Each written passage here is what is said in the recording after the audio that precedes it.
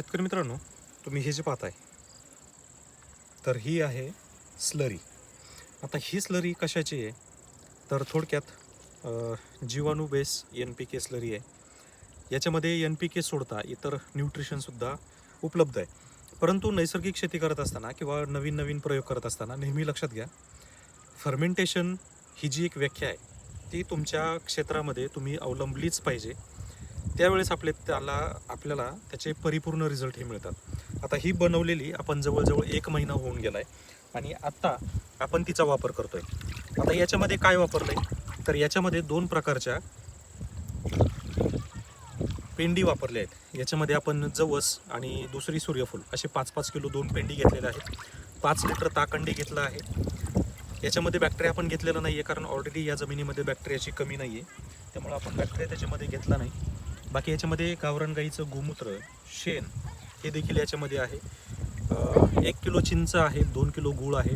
गूळ हा सेंद्रिय आहे आणि हे एकत्रित मिश्रण करून याला ठेवलेलं आहे. आज तुम्ही याच्यामध्ये पाहू शकता की हे जे तुम्हाला काळं काळं जे दिसतंय तर हे सगळं पेंडीचं ऑइल आहे. त्याच्यानंतर इथे मध्ये जर तुम्ही पाहिलं तर एकदम पिवळसर असा कलर या स्लरीचा तयार झाला आहे. म्हणजे 1 महिन्यानंतर सुद्धा ह्या स्लरी राहतात. परंतु आपल्याकडं काय होतं की रिसर्चचा अभाव असल्यामुळं प्रॉपर स्लरी जी आहे ही तयार होत नाही किंवा ती तयार होण्या अगोदरच आपण तिचा वापर करतो. परिणामी आपल्याला पाहिजे तो रिझल्ट मिळत नाही. तुम्हाला जर याचा रिझल्ट चांगल्यात चांगला घ्यायचा असेल तर तुम्ही साधारण कमीत कमी 15 ते 21 दिवस ही स्लरी, कोणत्याही प्रकारची स्लरी असू द्या, ती ठेवा. म्हणजे त्याचं फर्मेंटेशन वाढेल आणि त्याच्यानंतर त्यांचा वापर करा.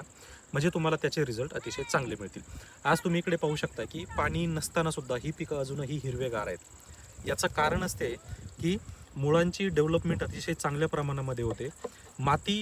मातीची जी पाणी धारण करण्याची जी क्षमता आहे ती अतिशय चांगली राहते. परिणामी आपल्याला पिकांवर ताण जो आहे हा लवकर पडत नाही आणि त्याच्यामुळे पिकं हिरवीगार राहतात, रिझल्टही चांगले मिळतात. तर अशी जर तुम्हाला माहिती वेळोवेळी पाहिजे असेल तर फॉलो करा आणि व्हिडिओ जर आवडली असेल तर ही स्लरी कशी वाटली हे कमेंट करून नक्की सांगा. धन्यवाद.